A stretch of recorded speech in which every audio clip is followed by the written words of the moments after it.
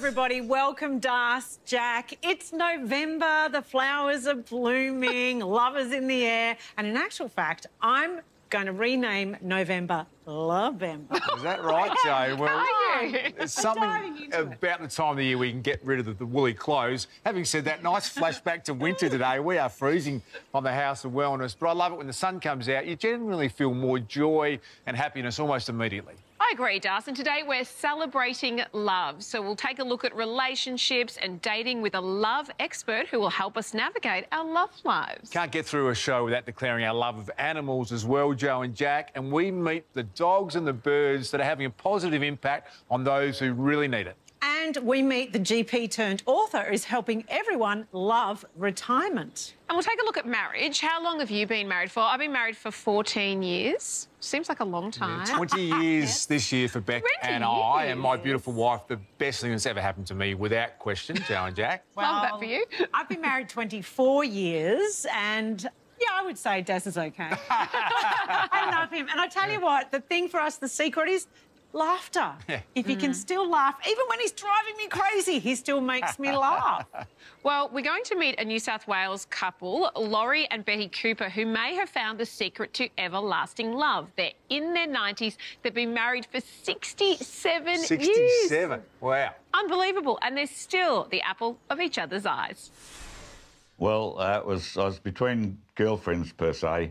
I just come back from a yachting trip up to Queensland, and my mate and I went to this dance. And then in front of me was this little blonde girl in a black velvet dress. And I said to Kevin, my mate, that little girl there, that's the sort of girl I could marry. He said, well, ask her for a dance. And here we are. I obviously accepted. I don't remember much about that. But he said, would it be presumptuous if I asked to take you home? And I said, yes, it would be presumptuous, but you may. And he drove me home. I had only known him 2 weeks when he first proposed. And I said, sorry, mate, I don't know you well enough. And he was a very handsome young man. And probably that might have put me off a bit, because quite often the better-looking men were not the best ones to get involved with. Oh, I had a hard time, didn't I? I said, I want a good proposal of marriage.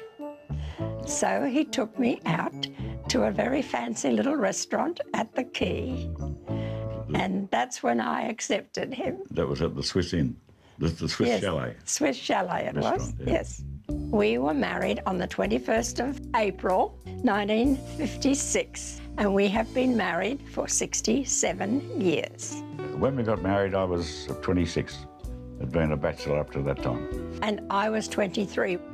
I lived in a country town, and I think the majority of people married late teens, early 20s. Yes, I probably was a bit older, but I was particularly fussy. And I waited for the best. I agree with that, I'm the best. We wanted children so much because when we married, you only married to have children. That was what it was all about.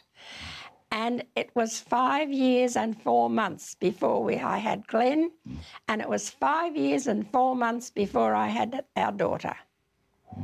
So it took a long time. When we got married, it was the correct procedure, whereas today, I hate to say this, but I think sex comes into it before marriage. They think, well, sex is what we're after. We won't worry about children. When we got married, there was no contraceptives. They came a lot later, you know.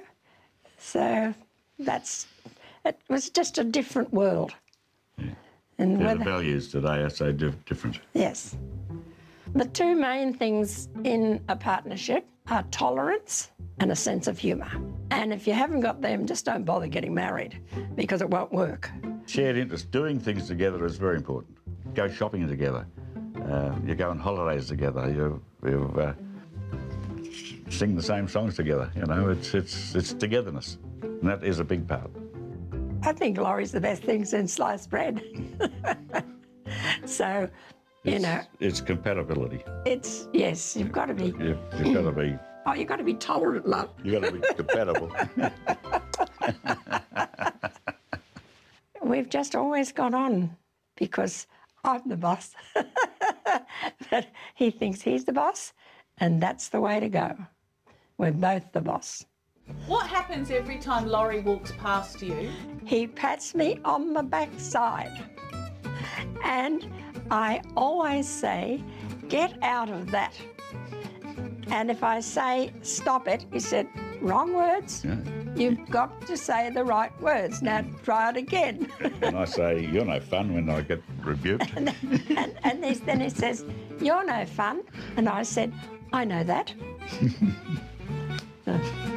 Naughty.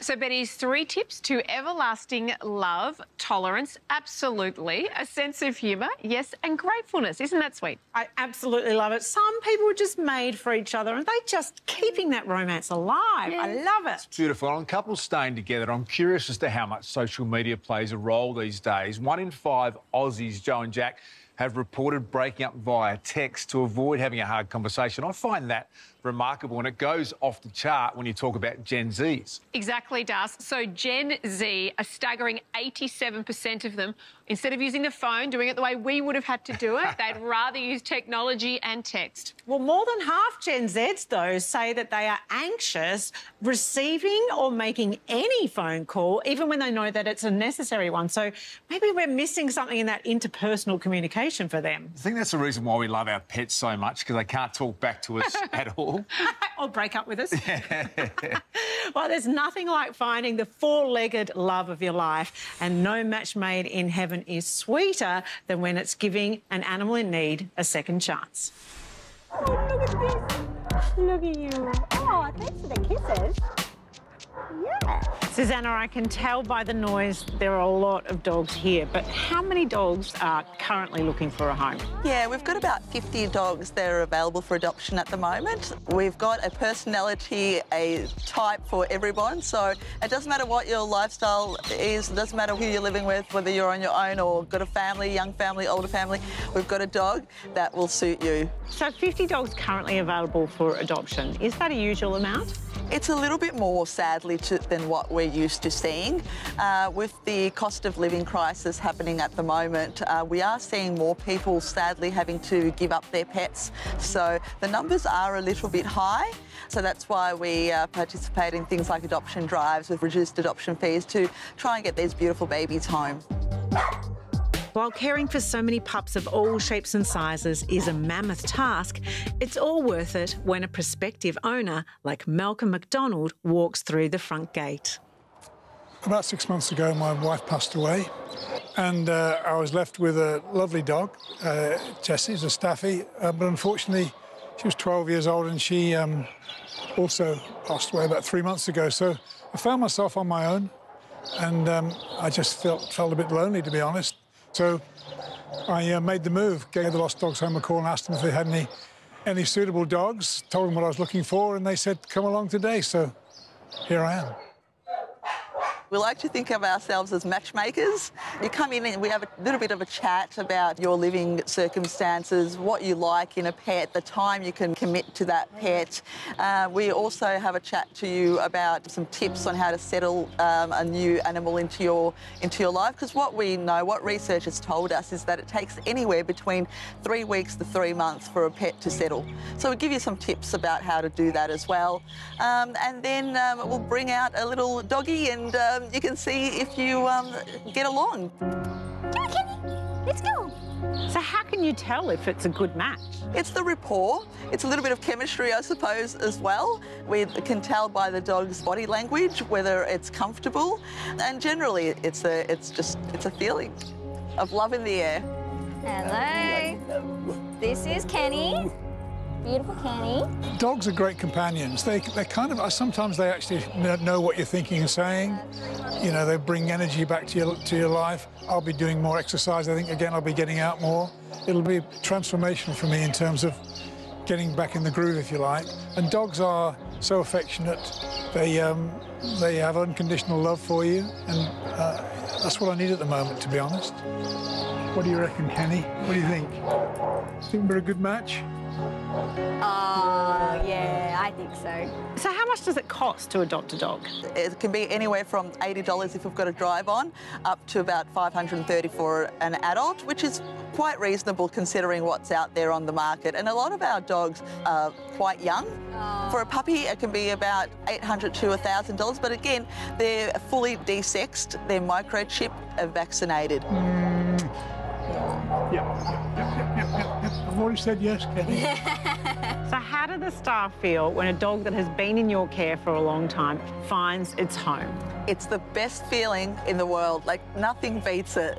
There's so much excitement, and all the radios are going off because the news is going around that that doggie's going home, and it's why we do what we do. It's why we get up out of bed every morning and come here, so these dogs can find a home, and there's no other feeling beats it.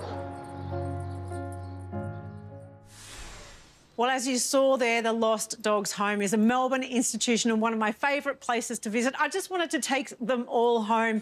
But you can support them or find your perfect pet to adopt at dogshome.com. We'll be back after this.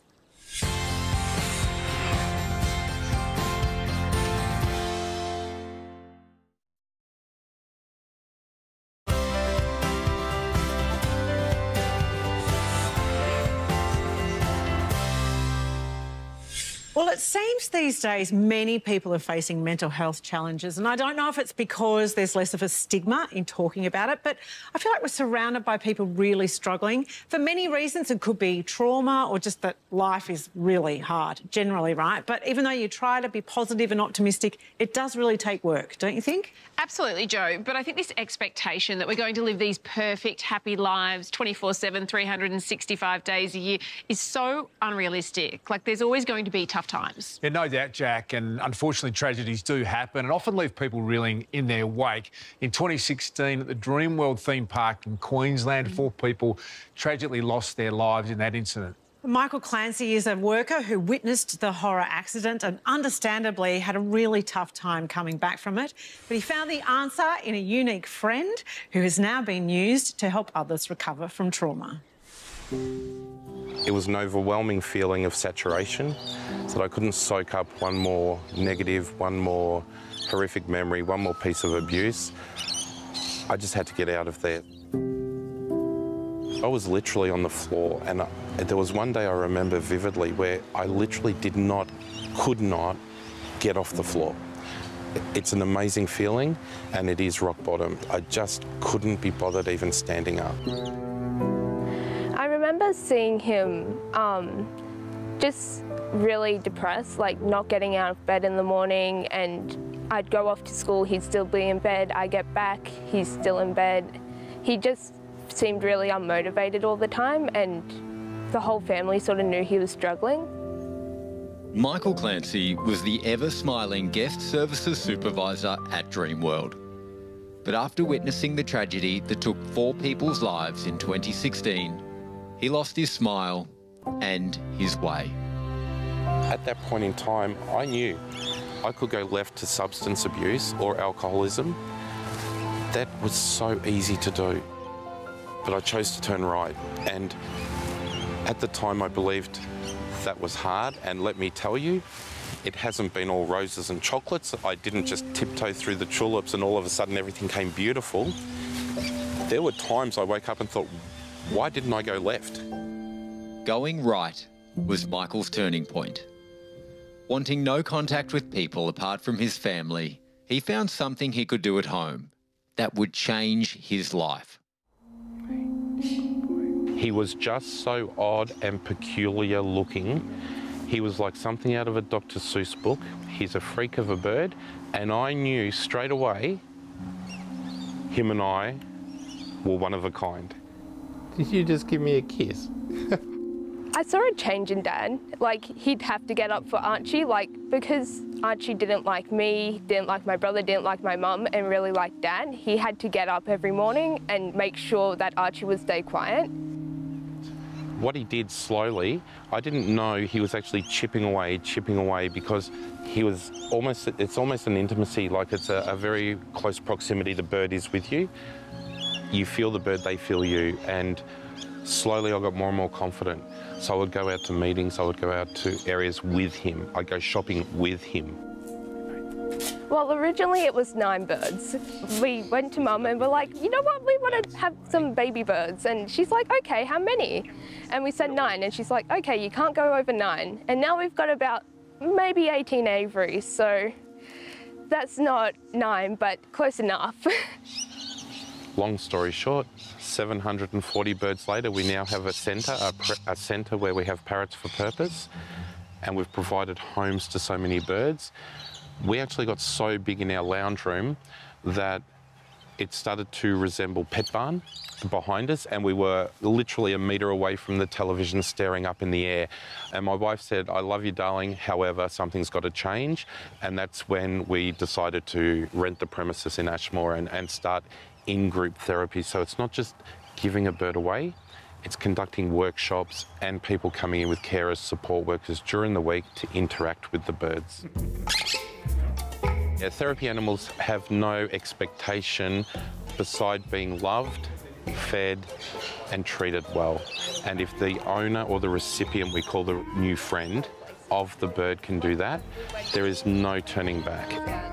My children had birds, but they were cage birds as well. Never thought of the extent of this, of having them out. So this is a whole new ball game for me, and I'm just loving it. And I come in and do my volunteering work, and I love going around talking to them all, and I get them all out and just sort of make their life comfortable while they're here at the nest and waiting for people to come in and see them. The open days we do every Saturday morning. During the week, we have structured therapy sessions where people come in with carers, support workers, and we have volunteers, etc. And on a Saturday morning, we've created a community of people that have either received a bird from Parrots for Purpose or already own a bird and just want to interact with other people, or people that don't own a bird, don't want to own a bird, they just want to come along and be a part of something. Birds are someone that you can talk to, trust. They're like a companion. But because they can't talk, they will just listen to you and bring everything in. They will, and the things that you say, they will use those words to understand what you like, who you are, and like how you live. I love them. They just give you so much joy, especially in the morning when you take the covers off and they're so happy to see you, and yeah, they're lovely. What's magical is that they don't judge you. They listen, basically. You can tell them anything. They're just the best little companions anyone could ever have. So, yeah, I'm very blessed in that sense, yeah. We're not a pet shop, so people can't come in and phone us up and say, Michael, we would like a conure parrot that's hand-trained for a companion, or a cockatiel, or a quaker, ringneck, etc., etc. We say, come in, sit down, and let's let a few birds out. Let's see which bird connects with you. And I would say 6 out of every 10 people that come in leave with a different bird they intended to get. Is this a baby or is it an adult? No, she's about 3 years old. Yeah. We hand raise them from 2 weeks old when their eyes open. It takes 8 to 10 weeks of feeding these birds every 6 to 8 hours throughout the day around the clock. So I'm no mathematician, but I think it would scare me if I added up the time we have spent hand-raising, feeding and interacting with the birds. It would be mammoth. We'll do the mini pellets as well, because that'll be better for him. Dad doesn't picture himself doing this, but I didn't either. It was the last thing that I thought my dad would be doing. But he makes people like happy for a living now, so that's, I think, honestly, the goal that he set for himself and that he accomplished, and I think that's something to be proud of. You've got to experience that need of wanting some company, and these parrots just, they can just give it to you. They've got that natural ability to nurture you at the same time as you're nurturing them. It's really amazing what they provide the services and the birds, the love and the care. It's amazing what they do. If somebody had have asked me 4 years ago, where do you think you will be? I would have said probably not here. That is the significance of what Parrots for Purpose has done for me, what Archie has done for me. It has transformed my whole view on the world. We don't want to change the world. We can't singularly change it. Our catchphrase, our motto, whatever you want to call it, is to make someone's world just a little bit happier, one bird at a time.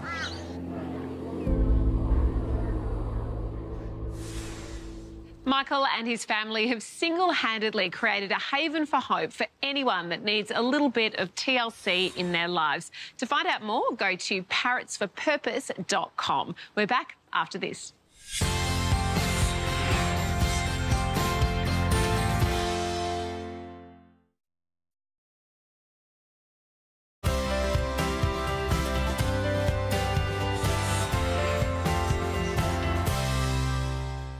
Well, today is all about love on the House of Wellness. One of my great loves has been sport for most of my life, and we've got some welcome change when it comes to sporting fashion. We do, Darcy. We've talked about this before, how as girls get older, they often drop out of sport because they feel uncomfortable and self-conscious in outdated sports uniforms. And there have been some changes in sports like beach volleyball. They've ditched the high-cut swimmers for more short-style trunks. And at Wimbledon, the rules have recently changed to allow female tennis players to wear dark underwear. And the British women's soccer team are now, they've switched from white shorts to blue. It makes so much sense. Also, some positive movement in the world of gymnastics. German athletes have been wearing coverall uniforms rather than the old leotards, which have been in place even as far back as the Tokyo Olympics, which I think is a really positive thing as well. Oh, absolutely. I mean, who wants to, it's basically leotards are like swimwear, right? That's Who right. wants to wear swimwear on the world stage? No, thank you. I agree, and I think that anything that empowers girls and women, and in fact anyone, to feel better about themselves and more confident has to be a good thing, because according to one Aussie relationships expert, the key to true love is loving oneself. A love life coach is much like a sporting coach or a business coach or any other type of coach that helps a person achieve a goal. So a love coach helps somebody to achieve the goal of being in a healthy relationship. How I help is I start with getting them really clear about what it is they want, because one of the biggest problems that people have is that they don't identify what they want in a relationship. So I say it's a bit like wanting to go on a trip and getting in your car or on a plane but not having any idea of where the destination is. You could end up anywhere. I start with getting a person to identify what they want in a relationship, what type of partner they want, and what their ideal scenario is. They might want to be married and they might want to have children. That becomes the goalposts for that person, and we work then intentionally about what it is that that person needs to work on within themselves, identify and let go of in order to move towards that goal. Then we start to look at the different things that are within the person and do a whole lot of inner work so that then the way that that person presents in the world and presents to potential partners is different.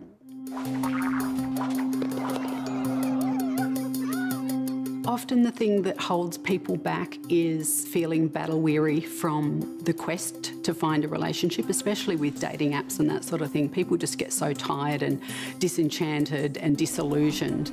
What can be holding them back can be their negativity in a way, which kind of impacts how they show up in a dating scenario when they're looking for love.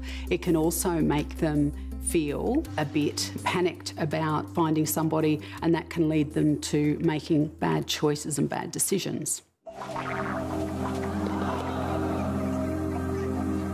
If you have your heart broken, it can be such a significant trauma, which then creates within us, in a way, a whole lot of unconscious ways of avoiding that trauma again.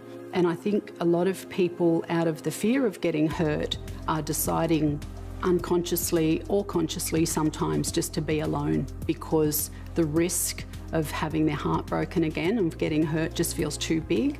And people who are long-term single just can get into the comfort zone of being single and having that predictability to their life. And there's nothing wrong with that. A lot of people are absolutely content being on their own, but some people really close the door on love out of fear and not knowing how to do it any different.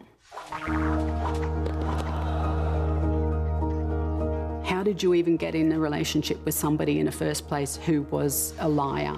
How did you end up in a relationship with somebody who actually has a history of cheating? What was it that made you stay in a relationship with somebody who mistreated you? So I help people turn the microscope on themselves in quite a gentle way, but it's really important and valuable to be able to know what was your part in a flawed dynamic so that you don't do that again. If you don't know, if you're not aware of what your part in it was, then you don't have any real hope of not doing the same again.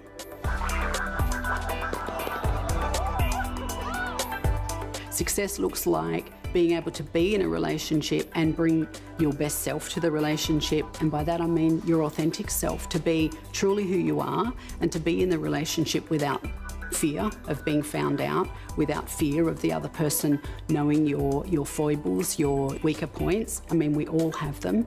So success looks like being with somebody who you can trust with your heart, who you have common goals with, who you can work through challenges with and move forward in a positive way.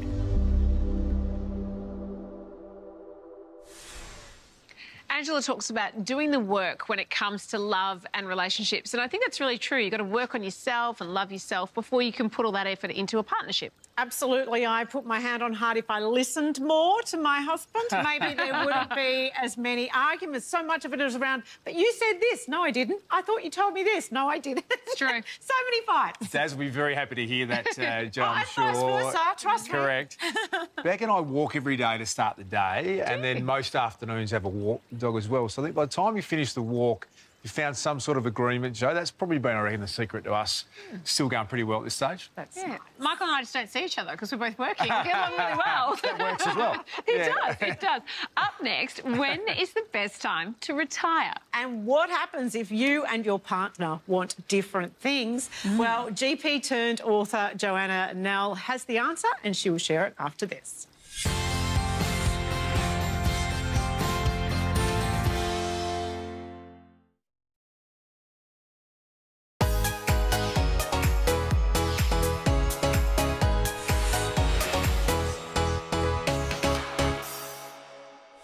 So as a makeup artist, my signature look is definitely more natural. And I might be talking myself out of a job here, but people will be surprised to know how easy it is to create a really gorgeous, glowy, natural-looking complexion. It just takes the right products and a little bit less of a heavy hand than people might think. So I'm here with the very beautiful Abby. Hi, Abby. Hello. And we're going to create a perfect, dewy, glowy-looking, hydrated complexion using just 3 makeup products. Nude by Nature's base products are really incredible because they only include 100% natural ingredients. The Nude by Nature Hydrate and Illuminate Primer is an amazing base for any makeup application because it has things like hyaluronic acid plus olive oil in there as well, which help infuse moisture into the skin, and then it creates a perfect, smooth, soft base for makeup application. So makes the makeup last longer, plus you look hydrated and illuminated. So with primer, I apply it just like a moisturizer, so all across the skin, down the nose, up around the temples, and along the jawline. A lot of people don't massage their skin enough, and it really is great for skin health, and it means that it sinks into the skin really beautifully. So we have the perfect base to apply our foundation on now. Now, I've chosen the Moisture Infusion Foundation because you can use this with your fingers, you can use it with a brush, which I'm doing today, or you can use it with a sponge. There's nothing more exciting than a multitasker. So when you've got things like hyaluronic acid, vitamin E, this foundation is also your skincare. So it is a buildable, soft, gorgeous foundation that really can be made to whatever level of coverage you're looking for. So I'm about to show you my secret weapon. This is what I like to call 8 hours sleep in a tube. The Perfecting Concealer from Nude by Nature can cover all of our skincare sins, including things like dark circles, the appearance of puffiness, hyperpigmentation, blemishes. With ingredients like jojoba, shea butter, it actually hydrates and gives the skin that really beautiful, radiant, gorgeous look that we all want. I like to put a little bit across the top of the lid as well. The eyes are the thinnest skin on the body, so you can actually see through them a lot, so you get that very pink and purple colour. This is a great way if you're doing an eye application to really even out the complexion and just make the eyes look brighter and more awake. I also like to put a little bit in the corner of the nose. And you'll notice that even though I am using a brush to apply, which gives you a little bit more coverage, I will always blend the final bit in with a finger because I find the heat blends it into the skin, melts and makes it look just like skin. In a time where we're being so much more conscious about what we eat, our fitness, our health, why wouldn't you continue that into your makeup bag? We're now looking at the ingredients list. We're now understanding what is good and bad for our skin. I love that Nude by Nature offers people an opportunity to use something that not only works and not only makes you look amazing, but is free from all the things that we are trying to avoid on our skin, with no compromise.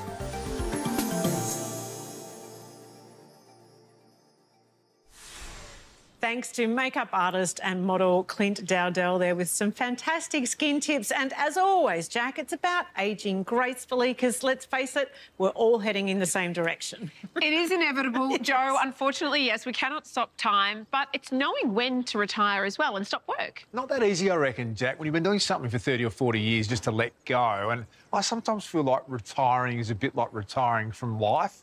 I hope I do something meaningful right to the very end, Joe. You're right, Darcy. Someone who has tackled it and come out the other side all the wiser is Sydney GP turned author Joanna Nell. Her best-selling book breathes light and humour into retirement, as Zoe Bingley-Pullin found out. Retirement is a very personal thing. If you look at the definition of retirement, it means withdrawal. So that sort of implies that we're moving backwards. But I think that now, increasingly, we're tending to think of retirement as the beginning of something else. It's a release from the stresses and long hours of a working life, and perhaps now stepping forward into a new phase of our lives. So much of my identity is attributed to my job. Do people lose their sense of self when they retire? Yes, and I think that for some people who are their identity is very much intertwined with their job. After all, for some people, I think it's easier to say what you do than who you are. It's a good time for self-reflection, but I think we should maybe look at it as a way of reinvention. So I think looking at it as a time of change of direction rather than a time of loss. You have personal experience when it comes to retirement. It's not a straightforward process, is it? I have to say that I'm still in my 50s. I haven't reached the sort of pension age yet, but my whole life has been worked towards a career in medicine, and I've enjoyed a wonderful 30-year career as a doctor, mainly as a GP. But I noticed that in latter years I was finding it more and more stressful, and it was taking more of a toll on me, both physically and mentally. So rather than retiring, I decided to reframe it and call it a gap year. I had a knee replacement and I was, of course, back in the medical environment, and I was surrounded by nurses and doctors and other patients, and I realised how much of that was part of that job was part of my identity, and I really realised how much I missed that. And so I went back to work. When it comes to partnerships, should people retire at the same time or should they forge their own identity?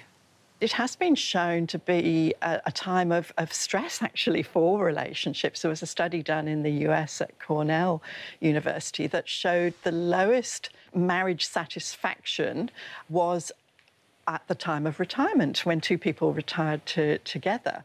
The good news was that 2 years later, after he'd been retired 2 years, it was the greatest satisfaction in retirement. But there's certainly a little spike in divorces because you're spending a lot of time together that perhaps you weren't before, and there may be not that structure that you had in the day. And I think the secret is perhaps to maintain a little bit of independence and your own identity. So rather to sort of exist in parallel rather than to merge. I think that's a great advice for anyone at any stage, I think, in their relationships. Joanne, how much of your own life is adapted into the book? Well, we could argue that fiction is all autobiographical to a degree. In a way, I have channeled some of my own feelings about my career in medicine, the joys it's brought me, and she's reflecting on that as she leaves a career that she has loved. But I suppose I was exploring really what my own thoughts about that through her eyes. What key message would you like people considering retiring to take from your book?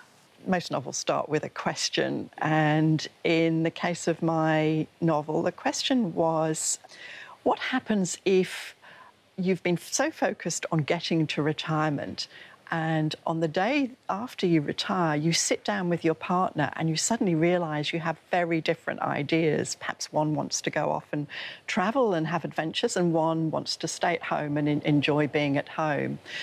Is it better that one person gets to follow their dream and have the other person tag along silently resentful? Or is it better that both compromise and neither gets what they want? So this is why it's really important to talk about retirement, I think, before you get there and to plan.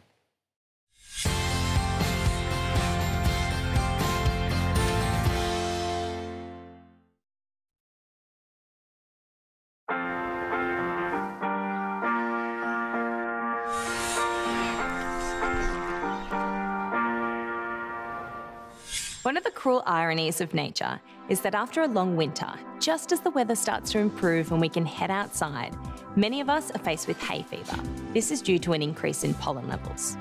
Common triggers for allergies include pollen, dust mites, animal dander, and mould.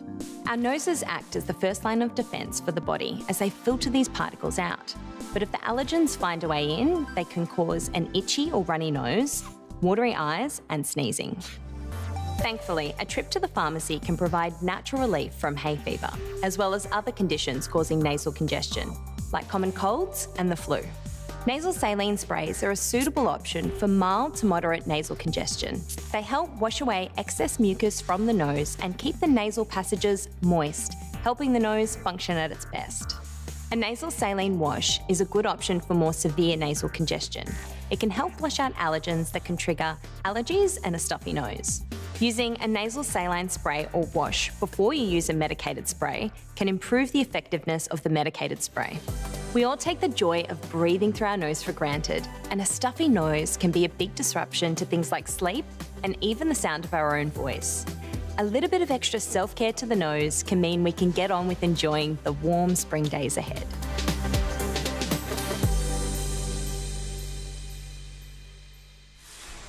Some great ways to combat allergies this spring. Meanwhile, Jack, the fight to fully eradicate polio has had a huge boost with funding to help vaccinate 370 million kids worldwide. Yeah, some amazing news in the fight against polio, but there's also been some interesting developments in the way we treat menopause, Jo. Oh, menopause is the new black, Jack. You know, there's comedy shows and theatre shows. There's lots of great advice out there on ways to get through it.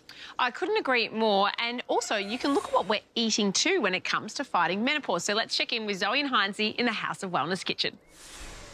Every woman is affected by menopause, Zoe, whether through symptoms or just physical changes. Either way, I salute you all. Ah, thanks, Lukey. And you're absolutely right. Menopause is a completely natural process, part of our biological ageing, signifying the end of our reproductive years. The good news is we're living in a time where no health topic is off limits, which means we have a lot more understanding and open dialogue about experiences and what helps. Which we're leaning into with our recipes today. I'm making cauliflower hashes with my Greek yogurt salsa. It's important to keep up the calcium during menopause. That's because hormonal changes may result in women undergoing significant bone loss, potentially leading to conditions like osteoporosis On the menu for me today, a tofu scramble. And you wouldn't think it, but ingredients like tofu are made from soybeans, which helps to relieve hot flushes commonly associated with menopause. And arguably one of the most uncomfortable symptoms, that feeling of heat spreading through the face, neck and chest for up to 5 minutes over a 4-year period. The worst. Thankfully, soy contains phytoestrogens, plant-based chemicals that act like a weaker form of estrogen in the body, but can mimic its effects. It's this mimicking action that may help to reduce hot flushes. We can also turn to ancient Ayurvedic traditional medicine for assistance too, through the herb shatavari, used as an aphrodisiac and rejuvenating tonic. And both are found in supplement form. That's lucky, because between childbirth and menopause, you ladies sure are tough cookies. Oh, you have no idea, Lukey. I don't, and I don't want to even pretend to try. Get Nourished is brought to you by Go Healthy's Meno Relief, a convenient, high-strength formulation to relieve hot flushes associated with menopause.